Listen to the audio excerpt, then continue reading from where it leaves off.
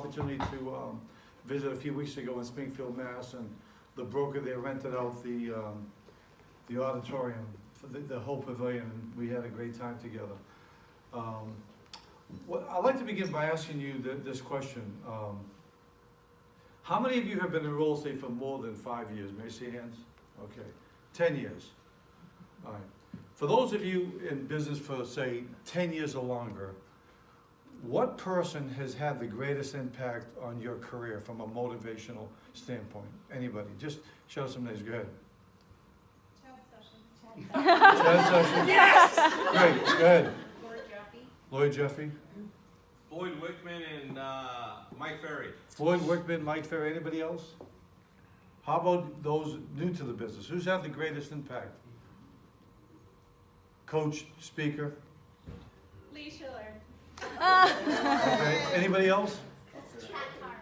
Anybody else? Jim Faust. Jim Faust. Anybody? How about Brian Buffini? Anybody? Please say Buffini. How about Mike Ferry? Now, I want to point out, did you all notice that not one of you mentioned me? Okay. And that has a lot to do with what I'm going to talk about today. But first of all, I'm going to give a lot of advice this morning. But would you agree with me that you can't separate advice from who's giving it? Yes. Would you agree with that? So I'm going to give you a little bit of my background before I give you some advice. The reason that I was actually drafted by the Celtics, but I got cut. And here's the reason why. Okay, because that's the type of player that I had to go against. Although I did play over in Europe, I played in Greece, and back then you were supposed to be Greek American, and they changed my name from Allan Dalton to Alexos Daltos, so I qualified. And but basically, I wasn't able to make the NBA. I played in Europe instead. And as I look back and reflect about what did I do, what should I have done to make the NBA, the answer is overwhelmingly clear to me. I should have been much more strategic in my preparation, because I was playing basketball every day in leagues and college and stuff like that, but I was never preparing strategically for the NBA.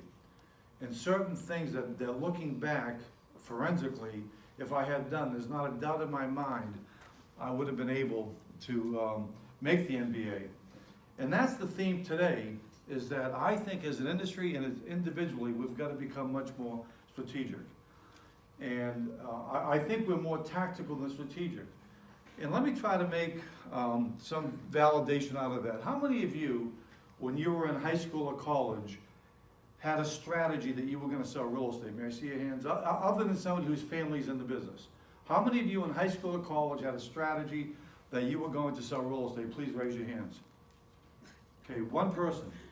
Now, if we had 60 or 70 lawyers or doctors here, do you think more than one person would have had a strategy in college? Absolutely.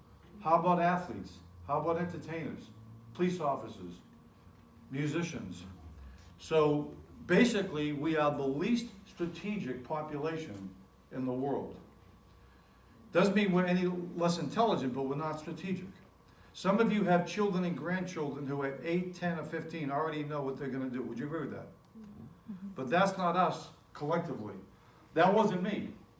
I never gave one thought of what I was going to do in my future in my life growing up. That's why when I was 16 years of age, the principal of my high school asked me to bring up my parents. And I thought it was because it was my birthday.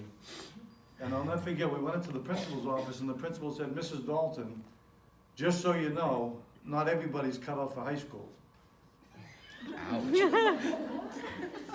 And my mother said, "You mean college?" "No, high school." Allan is now at the legal age that he can leave school. But I managed to stay in school, go to college, get drafted and so forth by the Celtics. But I know what it was, because I was never strategic. Some kids in school, they're actually planning to go to college. They're taking ACT preparation, SAT preparation, and so forth and so on. Some people are more strategic. And most of what our industry does is not very strategic. So I'm going to start off with basically giving you what I think are the most strategic observations I've heard in 30 or 40 years in the industry. But before that, I want to put my background in perspective. So I started my real estate career as a salesperson in real estate in Boston many years ago. Then at a convention, I met this broker from New Jersey. He had one office. His name was Joe Murphy. And he invited me to move my family from Boston to New Jersey. He was a builder. And together we built the company over the next 20 years to 32 offices and 28 affiliates. And then when we built the company to 60 offices, I was the president, co-owner. We sold the company to a company called NRT. Then when I went to NRT, and our company was the Better Homes and Gardens company, and I had created all the national marketing systems for Better Homes and Gardens. I also did things for outside. How many of you have heard of Mike Ferry? Mike Ferry dedicated his book to me, used to call me his mentor. But so we sold the company to NRT, and then I created the national marketing systems for Coldwell Banker, Century 21, and ARA. Then I became the president and then later the CEO of Realtor.com. Then I became the president of Move's Real Estate Division, where I ran Realtor.com, a program called Top Producer, if some of you have heard of that, Home Builder, Walk-In Wagon. Then I resigned to start a website called townadvisor.com because I saw, wait a minute, there's people go to TripAdvisor for hotel information, they go to HomeAdvisor for home improvement information. Where can people go to determine what's the best town, city, and neighborhood? And I didn't see a relevant site. So I raised some money, but it was underfunded, and it's now dormant. But when I was at Murphy Realty, Better Homes and Gardens, for 20 years, I went out on 2 to 3 listing presentations a day for my company. That's all I did. I said to Joe, if I'm gonna move from Boston to New Jersey, I wanna be compensated in 2 ways. Bringing listings into the company and bringing agents into the company. So for 20 years, I probably have been on more listing presentations than any person in this country. And I went out with all of my agents, and we had 1,200 sales executives in every possible market. I listed President Nixon's house, I listed a development with 10,000 condominiums. All I did was make the presentations. The homeowners never met me again. I never serviced a listing. I was a listing presentation Hessian, a monger, a mercenary. And so I basically perfected, because I don't think anybody in the industry for the most part is good at making listing presentations, because people say that if you don't do something like 10,000 times, you're not good at it. When I was CEO of Realtor.com, I used to say to my sales executives, you're the best salespeople in the industry. Why? Because Susan, how many people do you try to sell on a daily basis? About 70. How about you, Adam? I try to sell about 60. Most people in this industry don't make 70 listing presentations a year. Would you agree with me? They don't make 100. So you can't be good at anything that you're not doing over and over again. That little basketball, yes, because I've shot a basketball thousands of times, so you get into muscle memory. But even with my background, I learned one thing about myself. I could never be a motivational speaker. I was invited oftentimes to be keynote speakers at conventions. I spoke at Mike Ferry's. And back years ago, if you were going to speak, they'd say, what the word that prefaced every word speaker was always a motivational speaker. I'm a motivational speaker. But I knew early on I could never be a motivational speaker because I'm from Boston. And so think of the last evangelical speaker from Boston. All the great speakers in the real estate industry, they're basically mostly from the West Coast with a few exceptions. Tommy Hopkins, where was he from? Anyone know? California. How about Mike Ferry, where's he from? Anyone know? California. Tom Ferry, California. Brian Buffini, now California. People from Boston are not motivational speakers. Just look at John Kerry. Just look at Governor Dukakis. John Kerry, hey John, what's with the long face? And so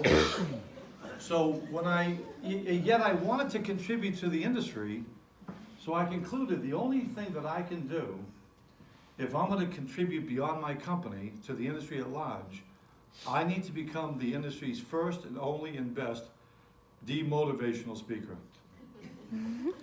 So my daughter at the time was, now she's a clinical psychologist, but she was at Princeton University at the time, and I called Ginny and I said, Ginny, I want to become the industry's first and foremost demotivational speaker. I want to demotivate people.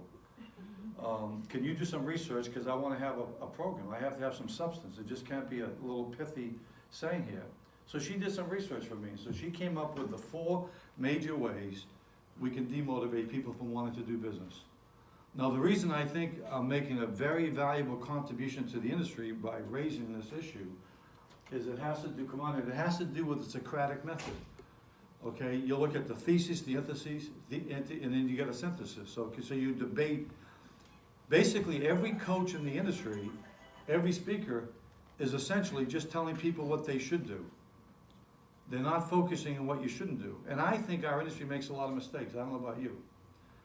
And so Ginny got back to me, she said, Dad, there's 4 major ways that you can demotivate people. Number 1, make sure that you embarrass them. And you might even want to write these down, okay? Number 2, try to belittle people. But you'll be even more successful if you belittle them in front of loved ones. Okay, so if you really want to make sure that you demotivate people, okay, try to belittle people, and especially in front of their loved ones. The 3rd way we demotivate people, in psychological terms, it was to manifest acute self-focus. Talk about yourself.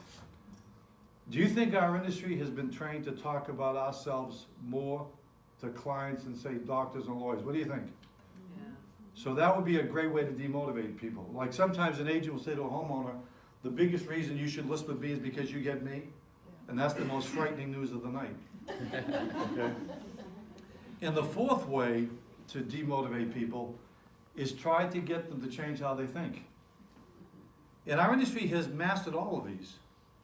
We've had actually 100 people in the industry who've actually used the word CMA. We actually have 100% of the industry that at some time in their career has actually used the word comps. Would you agree with that? Now, what do you think people think when you say the word comps to them? Do you think they like to hear that? How about going to somebody's home and saying, let's take a look at some comparable children? Do you think there's any difference to a homeowner? Every homeowner in the history of the industry that's ever been told, let's take a look at some similar homes, or I brought some comps, has said the same thing. But they don't have the view of the river. But they don't have a new kitchen. But they don't have 5 bedrooms. We have been using toxic language for 100 years that the consumer feels assaulted by, that they've developed antibodies over. We're speaking to a consumer who no longer exists, and it deprives people in this industry of having supreme confidence. I want you to have the level of confidence that you believe it's virtually impossible for somebody not to list with you. Because let me ask you this, how many of you think that if all you did was put into effect everything you already know about real estate, you could be a lot more successful? May I see your hands? Do you think you could be? If you just put into effect everything you know, do you think you could be more successful? Okay, so why do you think you don't? One of the reasons is because of confidence. Because if you were supremely, for example, one of my former agents, her name is Gada Abbasi. She lives in Ridgewood, New Jersey. She's with Coldwell Banker. I met with her a few months ago. I says, Gada, after we talked a lot, how'd you do last year? She says, Allan, I made about $1,300,000. She's got 1 assistant. She doesn't work any buyers. She doesn't even refer buyers. How'd you make $1,300,000? I do 16,000 post